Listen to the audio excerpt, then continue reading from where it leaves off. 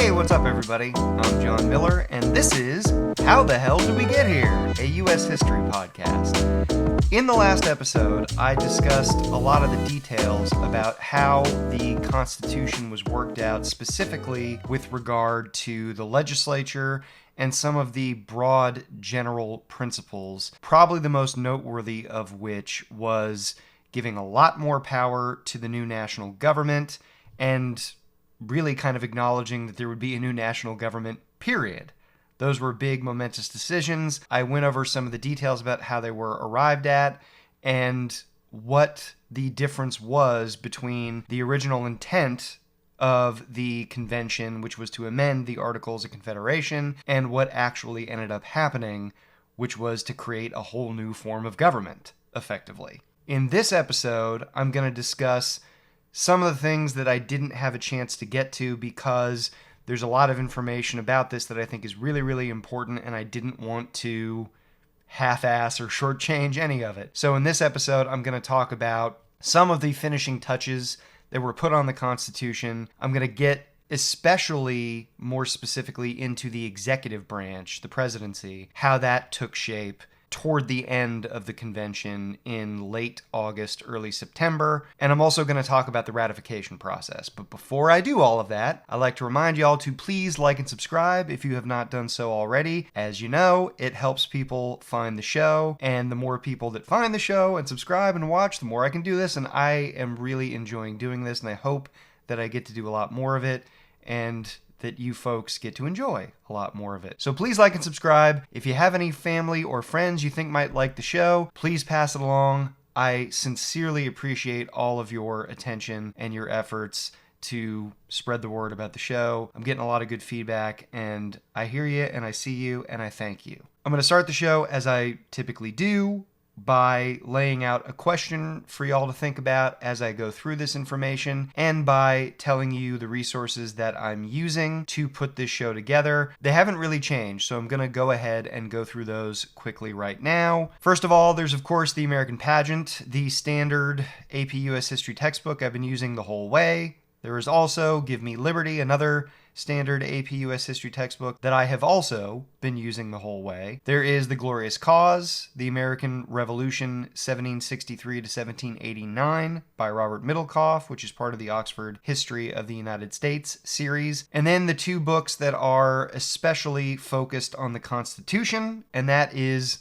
number one, Richard Beeman's Plain Honest Men, The Making of the American Constitution, and then secondarily, although certainly not any lesser of a resource, Catherine Drinker Bowen's Miracle at Philadelphia, the story of the Constitutional Convention, May to September 1787, which was published all the way back in 1966, but is still just as useful and informative as it was back then. So those are the sources that I'm using. The question that I think it would be good for y'all to consider as I'm going through this is, what were the major points of disagreement during the process of writing the Constitution and during the ratification process, and how did these arguments help to more clearly form the government the Constitution created?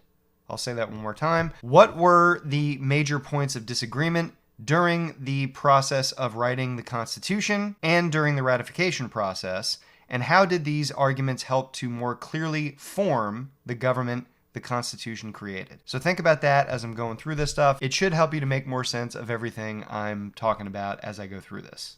So I do want to run down what I went through in the last episode because I think it's complicated enough and important enough and connected enough to what is in this episode to merit a review. I think that's important for any of you who might be watching this that missed the last one or that felt somehow a little unsure of what was discussed there and those kinds of things. So I just want to make a few big points before I dive into the new information. Number one, the Constitutional Convention met in 1787 with the intent, according to many of the people who went there, who attended it, of amending or revising the Articles of Confederation, not starting all over again and creating a whole new government, which is what ended up happening. And I talked about how that came to be, that there were some members, what we call the nationalists of the Constitutional Convention, like James Madison, like Robert Morris, like Alexander Hamilton, who were pushing really hard for major changes and thought that the Articles of Confederation government was fundamentally flawed. Some of those folks met early, before the Constitutional Convention, in the first half of May through the middle of May, and it's mostly composed of delegates from Pennsylvania and Virginia who were on board with the notion of providing really rigorous reform to the point of almost starting over again. So those delegates from Virginia and Pennsylvania pushed really hard to get major reforms through. Those major reforms were presented by Edmund Randolph from Virginia to the Committee of the Whole on May 29th, just 4 days after the initial meeting of the Constitutional Convention on May 25th of 1787. And those 15 resolves became known as the Virginia Plan and presented a vastly different view of what the national government should be than what the Articles of Confederation was. It created a much more powerful legislature, one that, unlike the Articles of Confederation legislature, it would have two houses, it would be bicameral, it would have much greater powers, including the power to tax, including the power to possibly veto or negate the laws put forward by state legislatures, and fundamentally, unlike the Articles of Confederation legislature, the Confederation Congress, this legislature would be about bringing the states together as one national legislature that would act in the interests of all of the people, rather than a legislature in which the representatives were chosen by the individual states and would represent those states as sovereign entities in a national legislature that was subservient or lesser than the individual state legislature. So this was a new system of government, very much in the sense that the states would be giving up, effectively, sovereignty, the ability to do more or less what they wanted, because now the national legislature under the Virginia Plan would have power over the states rather than the states having power over the national government. That was the big sea change. That and the fact that this legislature would have much greater powers, like the ability to tax, which the Articles of Confederation government did not have. They also agreed, according to a proposition put forward by Governor Morris, one of the most important delegates to the Constitutional Convention, the new government would be constituted of three separate branches: the executive, the legislative, and the judiciary. And remember that there was no executive branch in the Articles of Confederation government, and that these three branches of government would be sovereign over the states, and that they would operate under a principle of checks and balances. That wasn't all stated explicitly, but you can go back and look at the three principles that Morris put forward. You know what? I'll just read them again here. I think that's probably easier. A mere federal union was insufficient to accomplish the aims of the U.S. government. That's number one. Number two, no treaty or treaties among the whole or part of states as individual sovereignties would be sufficient. And number three, that the national government ought to be established consisting of a supreme, legislative, executive, and judiciary. So those three principles were agreed to at the very early stages of the Constitutional Convention, and that totally shifted the dynamic of what these folks were trying to do. And then I discussed in the last episode in detail some of the big disagreements about slavery, about how the legislature would be composed, in particular of the two houses, and what the qualifications would be for members of those two houses. And then most importantly, the biggest point of debate, the hardest disagreement to resolve, was about representation in the legislature, whether it would be proportional, as James Wilson and James Madison desperately wanted it to be, to try to, in their view, resolve the problems that had been present with the Articles of Confederation government. Not the only problems, but very significant problems, by having equal representation, which the Articles of Confederation government did, and resolving that new desire of a lot of the delegates with the desire of a lot of the smaller states to maintain equal representation or something very close to it, because, of course, to give up equal representation would mean that the smaller states were giving up some significant amount of influence or power over the national government, and they weren't into that shit, as you might imagine. Eventually, a compromise was reached whereby this was shepherded into the convention by Roger Sherman of Connecticut, which is part of the reason why it's sometimes called the Connecticut Compromise. It's also referred to as the Great Compromise. That compromise looked like a bicameral legislature, two houses, a House of Representatives and a Senate. The House of Representatives would be proportional, and the Senate would be equal. Every state would get 2 senators, and the House would be determined by population. And that's how it was resolved. By the middle of July, it had been worked out. So that's the major stuff I talked about in the last episode, the stuff that, again, I think is worth repeating just to help any of you guys remember it, because it's monumentally important for how our government works even now, and to just connect what I'm going to talk about in this episode with what I discussed in the last episode. So in this episode, as I said, I'm going to get into the construction of the executive branch, the judiciary a little bit. So I'll go ahead now and dive into the new stuff. So the very last thing I mentioned in the previous episode was how the Constitution would be ratified, that by August 30th, 31st, the delegates agreed that 9 of the states approving the Constitution would mean that it would then go into effect. They did not want to make unanimity the standard, and they resisted pushes by some of the delegates to have a whole other set of conventions in the states that would maybe contribute their own ideas. There was a sense among a lot of those who attended the convention, and especially the nationalists who spearheaded this thing and who wanted desperately for it to go into effect, that any delays in the process, anything that made it more complicated than it needed to be, was going to hinder the approval of the Constitution. That the standard position of many of the leaders of the states would be to resist the new Constitution, and that they had to take the path of least resistance to getting this thing approved, because it was going to be tough. So they decided on the 9 out of 13 standard at the end of August. A couple other things I'm going to get to. The first thing is the Committee of Postponed Parts, which is where the executive branch and the big dilemma or debate about the executive branch, how the executive is going to be chosen, is resolved. And then there's also the Committee of Style and Arrangement, which is kind of just the editor and the person who, or the people who, are going to determine what the final wording of the Constitution is going to look like. On August 31st, the convention approves a proposal by Roger Sherman of Connecticut, he of the Connecticut Compromise, to create a committee of 1 member from each state. That would be 11 that were there at the time. Remember, I've said in the past that all 12 states were never there at the same time, and it was only 12 because Rhode Island refused to send anybody to the convention, period. There was never the case that all 12 states had people at the convention at the same time, just like it was the case that all 55 members who attended the convention were never there at the same time. At the most, you had 32, 33 members of the convention there all at once. They were moving in and out. Some were very late. Some left early. It just was difficult to get everybody in the same room at the same time. They all had different agendas. They all had different concerns.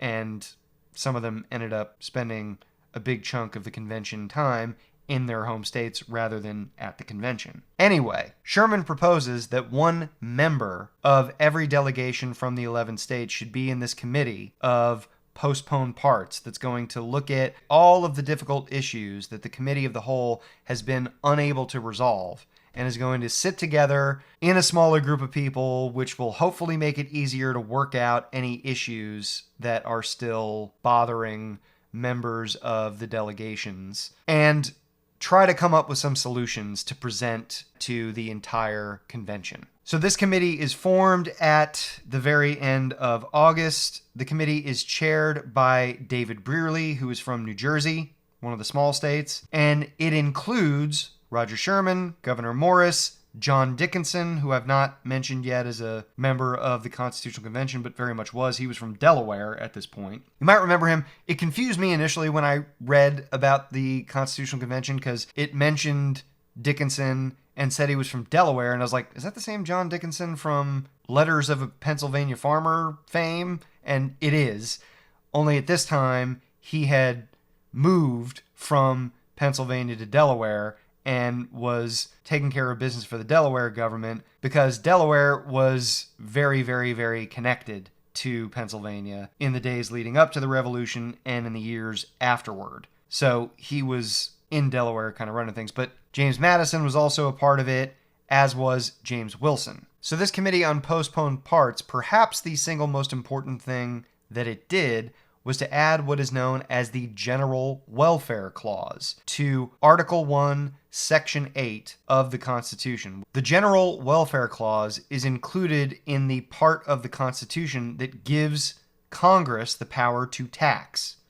And it says Congress may, in Article 1, Section 8, it says that Congress has the power to levy taxes and allocate funds to, quote, provide for the common defense and general welfare of the United States, end quote. And the reason the General Welfare Clause is so important is that, along with the Necessary and Proper Clause, also in Article 1 of the Constitution, the General Welfare Clause has been used, as has the Necessary and Proper Clause, to greatly expand the reach of the national government, the federal government, since the Constitution was written. And even in the very early years, both the Necessary and Proper Clause and the General Welfare Clause are things used by the Washington administration to justify, for instance, the Bank of the United States, which I'll get to when I talk about the Washington administration in the next few sets of episodes. Both the Necessary and Proper and the General Welfare Clauses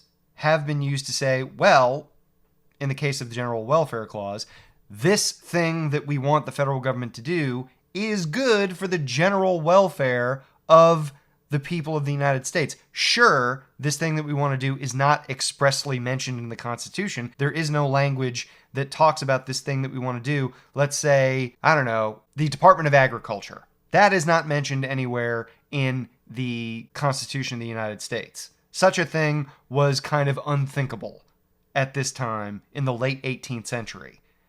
People just didn't even have the imagination to think that government could do anything really significant in that arena. The conception of government and what it could do and what it should do has changed a great deal over the course of the last 250 years.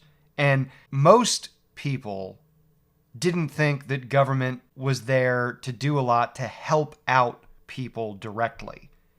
Government, in the view of people in the late 18th century, they thought that the best that it could do was stay out of the way and make things fair and produce order and reduce chaos. That's really what a lot of folks, especially at this time, Thomas Jefferson is somebody who writes a lot about this, by way of example. He talks about society being good and people being generally decent, and that those with power, especially in governments, are the ones who have generally made things more difficult for people. So the notion that the government could do things that governments traditionally didn't do to help people out, to make their quality of lives better, was just kind of unthinkable. But this clause, the General Welfare Clause and the Necessary and Proper Clause, both of them have worked to expand the reach of government when different administrations, when Congress, when the American people have at various times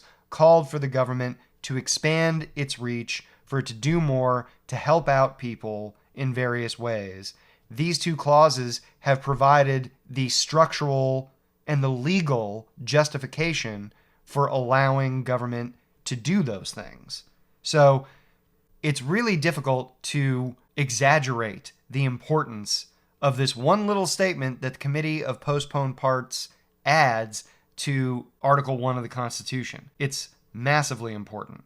And it's, I think, mostly what the historians that I have read have said across the board is that James Wilson was the member of the committee of the convention who really pushed for this to be in the Constitution. As I've said before, he's one of those folks that is most vital to the convention going in the direction that it did and pursuing the Constitution that eventually came out of it. In addition to adding the General Welfare Clause, which, as you can see, is a pretty big deal, the Committee of Postponed Parts finally works out the basic structure of how the president, the leader of the executive branch, will be chosen. That had really vexed the Constitutional Convention as a whole. They couldn't make up their minds about what to do. Should this person be directly elected by the people? Should it be a committee rather than a single individual? Should this person serve 7 years and never be eligible for re-election? Should this person serve 4 years and have the possibility of re-election? And there's all kinds of problems with all of these propositions from the points of view of various members of the convention. For example, if the Congress is to choose the executive, would then the Congress have too much leverage over the executive? And would that complicate to the point of negating the notion of checks and balances or separation of powers? If Congress has the power, the legislature has the power to select the executive, is the executive then going to be beholden to the legislature? So that was a reason that a lot of people pushed back on the idea of Congress selecting the executive. And for a lot of other reasons, members of the convention pushed back on popular election of the executive. They said in the debates that people would not possibly know candidates for presidential office if those candidates were not from their states. This is the late 1700s here. It's not like you as an average yeoman farmer from North Carolina are going to know a goddamn thing about some merchant from New Hampshire who might be running for president. That's just impossible. I mean, there's newspapers and stuff, but they deal with local issues almost entirely. Maybe some national issues that almost everybody cares about, but that's just not the way things work in the late 1700s. So that's one complication, is that if one person is to run for the presidency, no matter how qualified that person might be, how would people in different states know enough about these people, these candidates, to actually vote for them and make good decisions? There's another issue of, remember, these are people that generally have pushed back against the notion of too much democracy. They think that there's been way too much activism on the part of average Americans and that it has evolved or devolved into something like mob rule, and that's not good.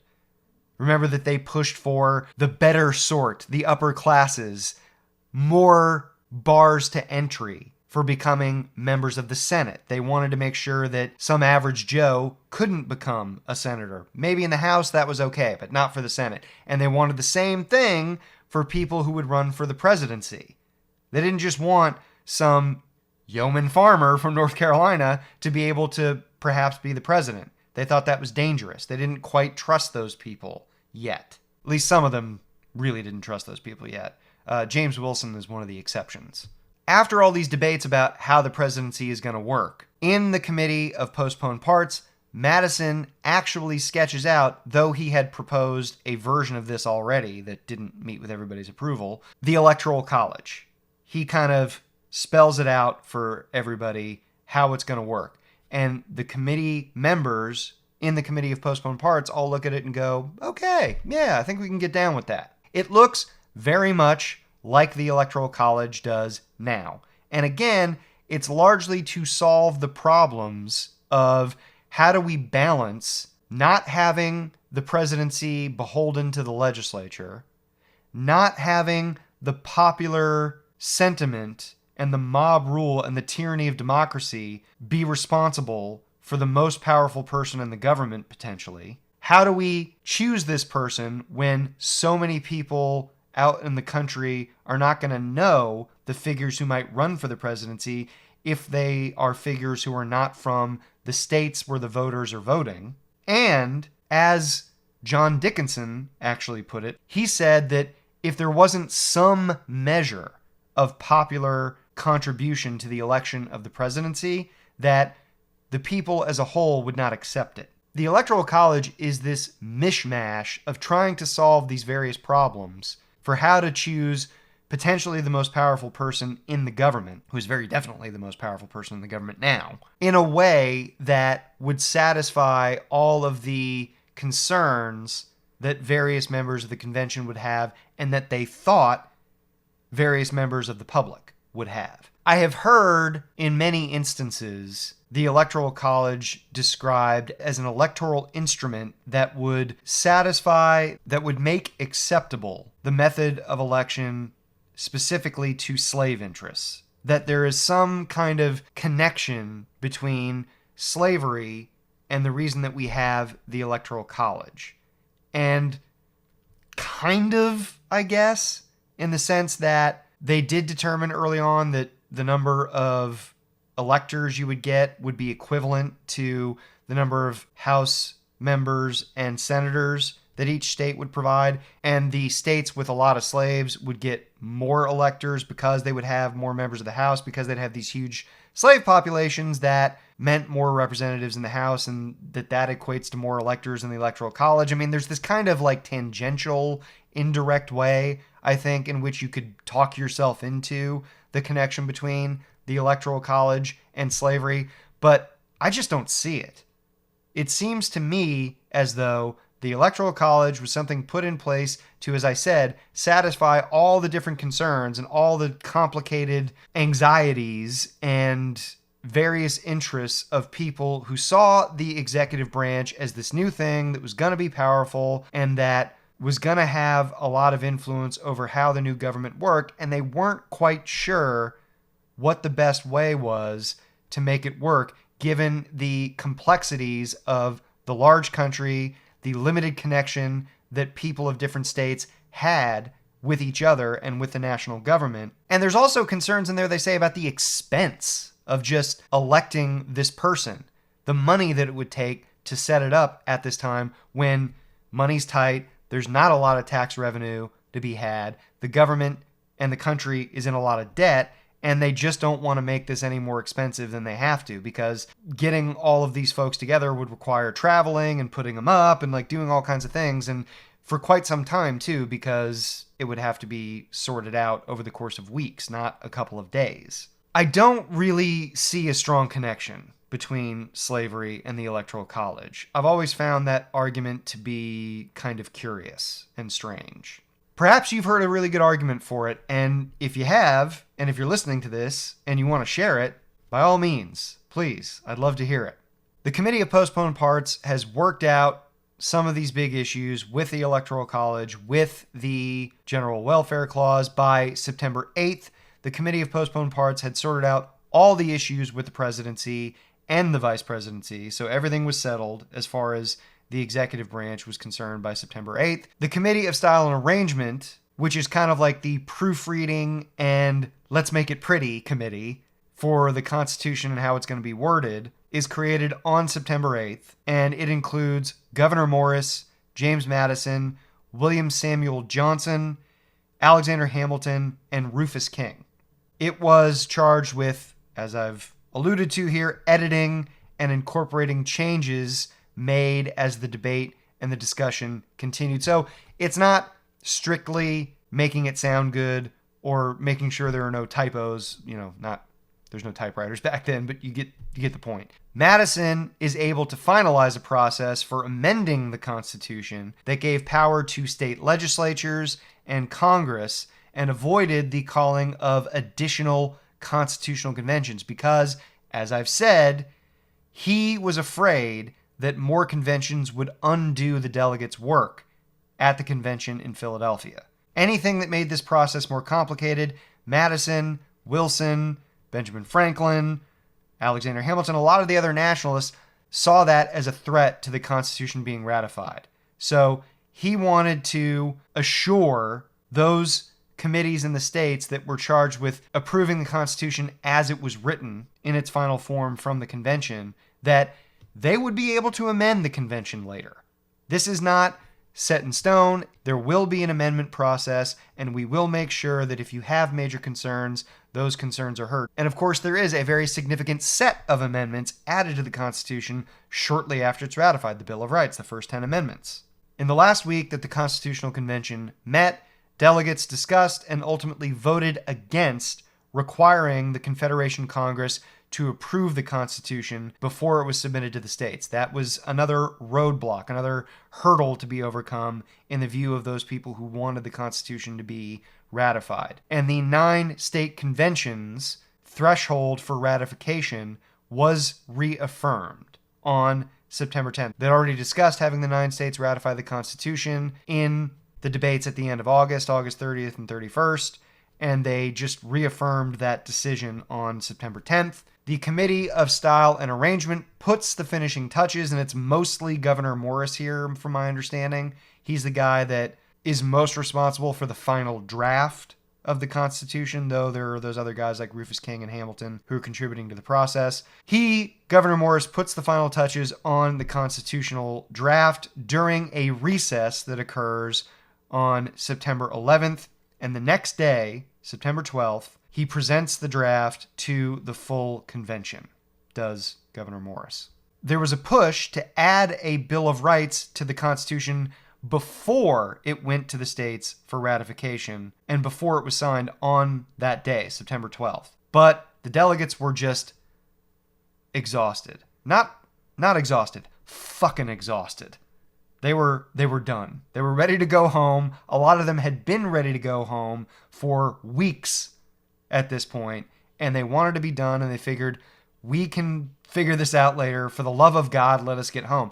And though a lot of these guys were wealthy, even the ones who were pretty well off were having trouble maintaining their lives in Philadelphia and paying for everything they needed to there and seeing to their financial affairs back home, wherever that was. And there were some guys for whom this was a real legitimate concern, and they were trying to get the hell out of there and attend to their business and bring some more money in so they could make up for the fact that they'd been absent from their livelihoods for the better part of 4 months.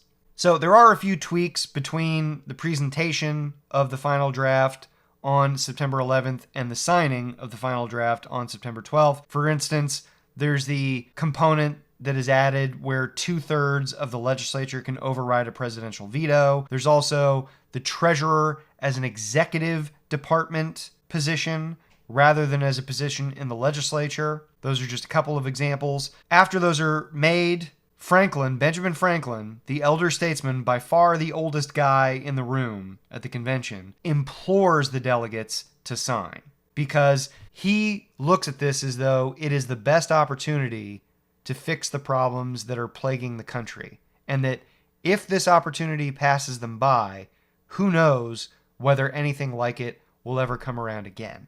And he almost kind of begs the members of the convention to sign the Constitution and assures them that it'll all work out, it's for the best, and Franklin says to them, whatever your trepidations, whatever your hang-ups, we can work it out later. Just sign this thing. Let's fix the situation. This is much better than what we have currently. Ultimately, he doesn't convince everybody because Elbridge Gerry, George Mason, and Edmund Randolph, the guy who presented the original Virginia Resolves to the convention on May 29th, none of those 3 guys signs the Constitution. And they have various reasons for why.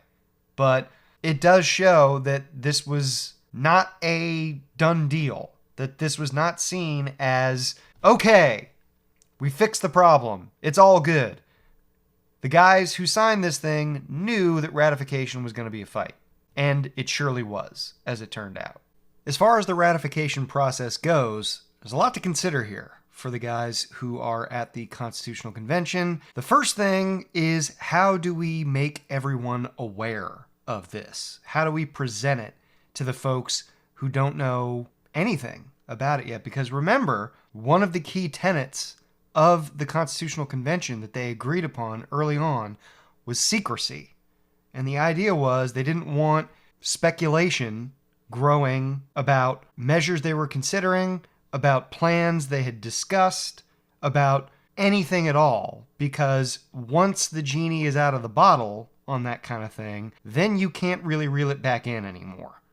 If I can mix metaphors here for a moment. So they had kept everything secret, and they'd done a remarkably good job of it. It is, I think, one of the more impressive feats of the Constitutional Convention that none of this information really got leaked. And there were, from what I read, a few instances of some of the delegates getting a little loose talking about it, especially those who didn't like what they were hearing. I think Luther Martin of Maryland was one of the ones that wrote to somebody about some of the stuff that was going on, but I guess it never really amounted to much. I don't know whether it was that the people with whom guys like Luther Martin discussed things didn't believe him, didn't take him seriously. I don't know exactly, but I do know that the country, by and large, including a lot of very influential, powerful, wealthy, big decision makers that would have had a great deal of interest in knowing what was going on, really didn't until the convention concluded. And the way that it got out there was that the Pennsylvania Packet, a newspaper in Philadelphia, printed the Constitution on September 19th in full. Congress, the Confederation Congress, obtained it on September 20th and agreed to discuss it formally on September 26th, when a quorum for the Confederation Congress was achieved, because, as I have discussed almost ad nauseum at this point, the Confederation Congress was kind of a shit show. Guys were coming in and out. A lot of members to the Confederation Congress decided that they were better served and that their interests were better taken care of by spending time in their states rather than at the Confederation Congress. Some of them had even determined that it was non-functional to the point of being obsolete, almost. 18 of the 33 delegates at the Confederation Congress at the time were in Philly at the convention, so a pretty substantial number were present at the convention. And they began calling themselves, did the supporters of the Constitution, Federalists, because they wanted a strong national federal government. And their opponents, the Federalists, began referring to as the Anti-Federalists. And that's like a clever little piece of political gamesmanship, of wordplay, because you generally don't want to be known as the anti-fill-in-the-blank. I mean, it's not always the case that that's true, but you generally don't want to be the anti-fill-in-the-blank, because that puts a negative association with you and your group in the minds of people you might be trying to persuade. And the Federalists, also called the Nationalists, they understood that.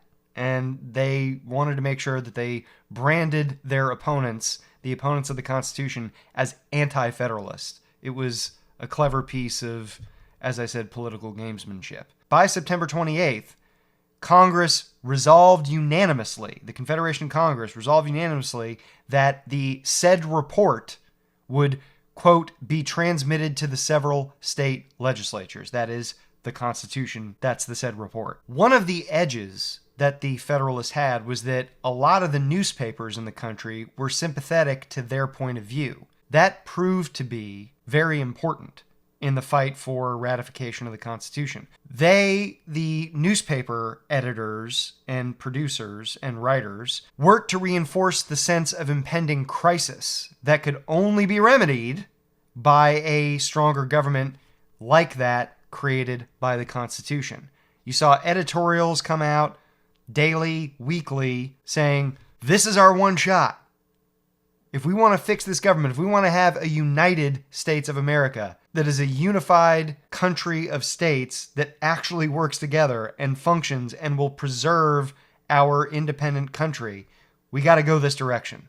We got to approve this Constitution. That is the near constant proselytizing that you see in a lot of these newspapers. They're trying to convince people all over the country, average folks who read the paper, and decision makers, elites in the state governments, that this Constitution is the way to go. Another advantage that the Federalists had, that the Anti-Federalists did not have, was that members of the Constitutional Convention, like Rufus King, Roger Sherman, Alexander Hamilton, James Wilson, John Dickinson, Madison, and so forth, they had time to develop their arguments as they were putting the finishing touches on the Constitution and readying it to be submitted to the states and made public. they anticipated the objections of the Anti-Federalists and figured ways to counter what those objections would be and make the most compelling arguments they could for ratifying the Constitution.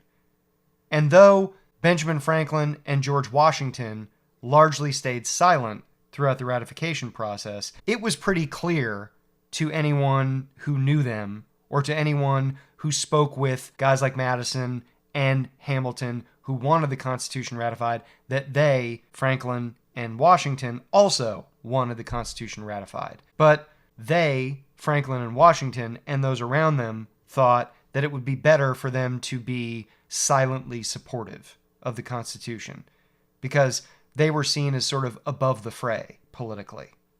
Quite quickly, actually, because again, this is all made public in middle to late September of 1787, by January, pretty early January, January 4th of 1788, 5 states had ratified the Constitution. Delaware, Pennsylvania, New Jersey, Georgia, and Connecticut had all ratified it. Pennsylvania was the only state that was really contested. All the others, it was pretty one-sided. I think it was New Jersey and Delaware both ratified the Constitution unanimously. James Wilson's orations, along with Federalist enthusiasm in Pennsylvania, prevailed and made sure that that big state, populous state, with a lot of influence and a lot of the key contributors to the Constitutional Convention, ratified the Constitution very early and made it easier for some of the other big states where the fight was going to be tough to do the same thing. The first real tough test for constitutional ratification was Massachusetts. And that's because some of the most prominent defenders of states' rights and individual liberties were in Massachusetts and thought that defending individuals' rights and defending states' rights, the rights of people to be unhindered and unoppressed by large, powerful government, was what the revolution was all about. Those kinds of folks who saw any expansion of a central government as dangerous to the mission of the revolution as they saw it, the protection of individual rights and the prevention of oppressive central government from abusing those rights, they saw this whole process in making a more powerful national government as dangerous. So guys like Samuel Adams and John Hancock, who had been very important early and consistent supporters of revolutionary ideas, were at best ambivalent toward the constitutional endeavor and actually pretty hostile to it initially. So Massachusetts was going to be a difficult test for getting the Constitution ratified. After a lot of debate in January and the first week or so of February, Massachusetts did end up ratifying the Constitution on February 6th. Ratification was approved 187 to 168. The opposition was pretty gracious in defeat, generally. They'd made their points. They understood where things were coming from. But there is a pretty funny story that comes out of this. Elbridge Gerry, who gerrymandering is named for, if you know what that is, and someone who I mentioned a few minutes ago was at the Constitutional Convention, and when Franklin kind of begged people to sign it, Gerry was one of the ones who refused to do so. He was present at the ratifying convention in Massachusetts and had been asked there by the opposition to the Constitution. They wanted Gerry to speak about why he had not signed the Constitution and figured his presence and his argumentation would be pretty compelling. However, the side that was in favor of ratifying the Constitution did a good job of shutting Gerry down. And every time he tried to speak past his time limitation, they aggressively shut him down to the point where he got so pissed off, Gerry did, that he got in a fist fight. Literally a fist fight in I think it was a church where debate was being had, which makes it even funnier, right? That he got in a fist fight over the Constitution in a church of all places.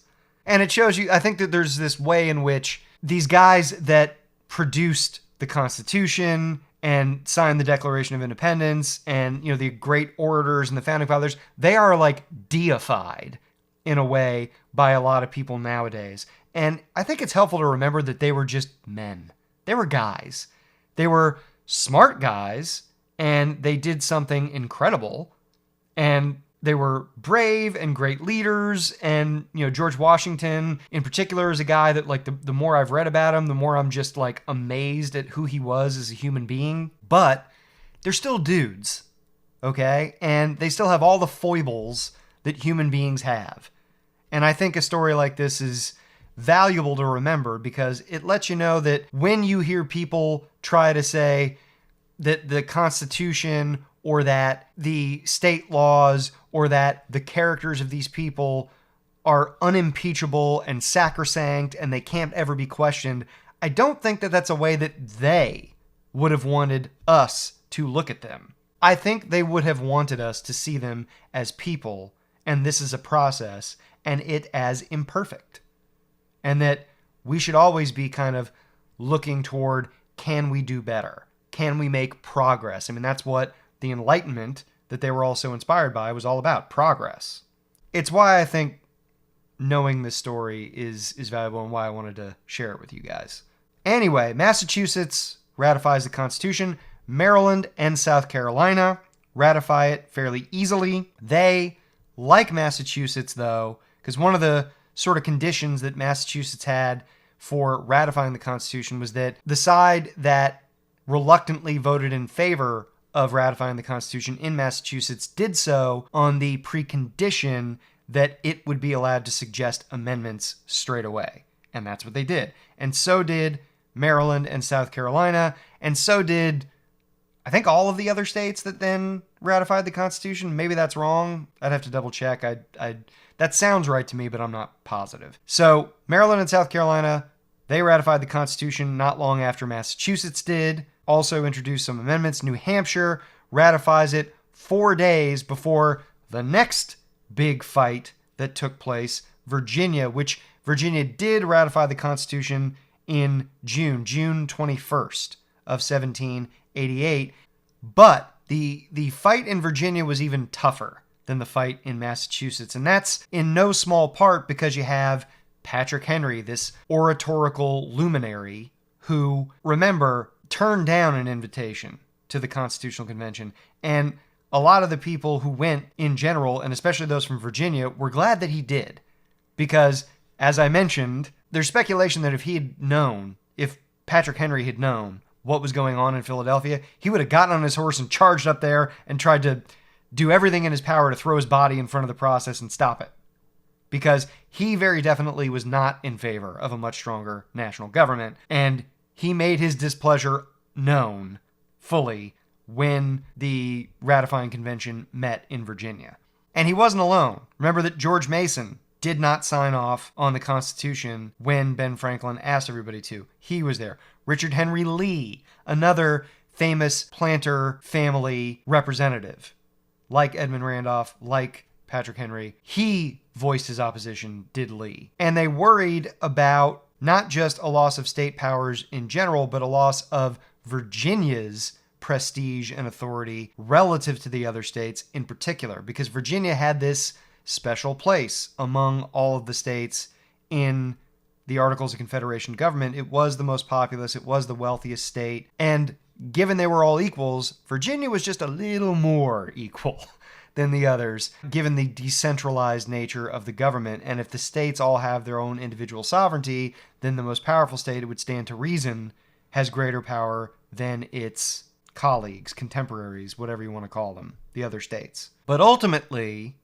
the guy who kind of came in and saved the day here is the guy who also did not sign off on the Constitution when he was asked to by Ben Franklin, Edmund Randolph, the guy who had presented the Virginia Resolves at the beginning of the Constitutional Convention. He ends up not really changing his mind. I mean, he didn't sign off on the Constitution kind of for political reasons, and it was sort of a clever stratagem on his part, as it turned out, not to sign off on the Constitution, to show that he was skeptical or concerned about certain elements of it, but then to present himself at the Virginia Ratification Convention and be like, yeah, I didn't sign it. I don't love everything that is in this document. There are things about this government, about this document that I find concerning.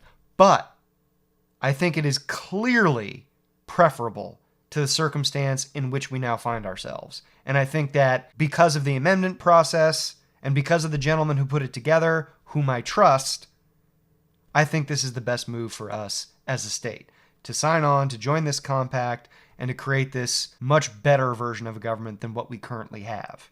So Randolph's significant influence and his presence at the convention, all of that helps to get Virginia's ratifying convention to approve of the Constitution. New York is the last place where there is a big fight, and New York is in particular important because it's the fight over ratification in New York that gives us the Federalist Papers. And if you know something about the theory of U.S. government and about constitutionality and about Supreme Court cases that are trying to interpret constitutional meaning, you've probably heard about the Federalist Papers, even if you haven't read them.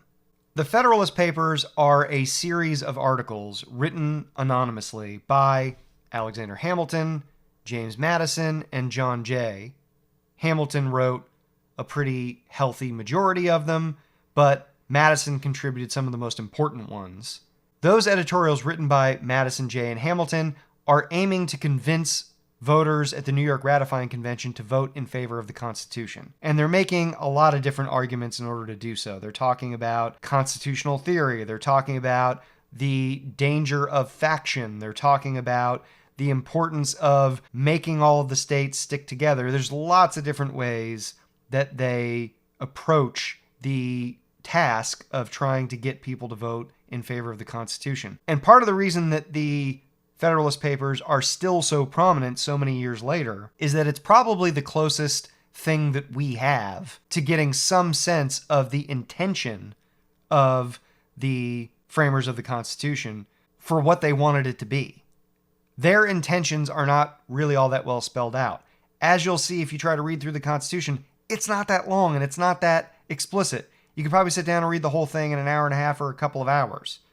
So there's a lot left to interpretation, and what the Federalist Papers do on some level is explain what the thinking is behind the Constitution. If you were to look at a lot of Supreme Court cases from the past century, there are many, many references to the Federalist Papers when the court is attempting to determine what the framers intended with the Constitution. So it's a big deal. But down to the process, the New York Ratifying Convention delays meeting until after the Virginia Convention meets. The New York Convention doesn't begin meeting until June 17th, but ultimately ratifies the Constitution by July 26th, which is about a month after Virginia ratified the Constitution. By that time, 9 of the states had already ratified it, so they were up against the wall a little bit in New York, those that were opposed to the Constitution. And 2 of the most hardcore opponents of the Constitution were 2 of the 3 members that went to the Constitutional Convention from New York, John Lansing Jr. and Robert Yates, who left the convention fairly early and never came back because they were so disturbed and perhaps disgusted by what they heard. It was a tough fight in New York. The Federalist Papers definitely help to sway some voters at the convention to approve to ratify the Constitution, and there are threats from New York City of secession from the rest of the state of New York if the Constitution is not ratified, because there's a big difference in the state of New York between the people in New York City who generally, not universally, but generally want to ratify the Constitution, and people in the upstate areas of New York, especially in the Hudson River Valley, who are more hostile to the Constitution, to a stronger central government, generally speaking. There are 2 laggard states that don't end up ratifying the Constitution until well after the other states all ratify it. and that's North Carolina and Rhode Island. North Carolina had a convention in August of 1788 that did not ratify the Constitution, but when a Bill of Rights seemed inevitable at the end of 1789, North Carolina finally ratifies the Constitution in November of 1789. And that is because North Carolina and Rhode Island, they, again, share that sort of common ancestry of the fuck you anti-authority sort of vibe. They were both, leaders in both states were concerned about individual rights, which I think the best way to broadly define what the Bill of Rights is a set of amendments to the Constitution that spell out protections for individual liberty and for states' rights. Think about the First Amendment. Freedom of speech, freedom of religion, freedom of the press, freedom of assembly. Those are all things that are supposed to be protected from overreach by the national government. Because the concern is, among a lot of the states and individuals who are wary of this new government, that this new, more powerful government could trample on those kinds of rights. And that's where the Bill of Rights, the first 10 amendments, comes into play and convinces North Carolina to ratify Rhode Island after a failing ratification convention in February of 88. That's the first one. 4 more times they have ratification conventions that fail. Finally, in 1790, after the new federal government began to operate and it seemed like Rhode Island might be cut out, and a lot of people in a lot of the different states and in the national government were getting pretty pissed off at people in Rhode Island, and they were afraid that they might be just outcasts in this whole new system. They relented and approved the Constitution, ratified the Constitution in 1790. And that's that. Now you got the new Constitution. That's it for this edition of How the Hell Did We Get Here? Thanks very much for listening. As you can tell, it is a long and complicated process that went on. It is a very, very important process, though, and that's why I wanted to spend the time on it that I did. This is where everything else in our society kind of stems from. This is the basic law of the land. It's how our government is structured, and that dictates a lot about how the rest of our society is structured. So I wanted to be thorough in going through it. I hope y'all got a lot out of this. Please, please, please like and subscribe. Once again, if you would like to contact me, if you have any questions, comments, suggestions, you can do so at howthehelldiwegetherepod@gmail.com, or you can leave me a voicemail or text message at area code 951-525-5536. Thanks again. I'll catch you all next time. Take care.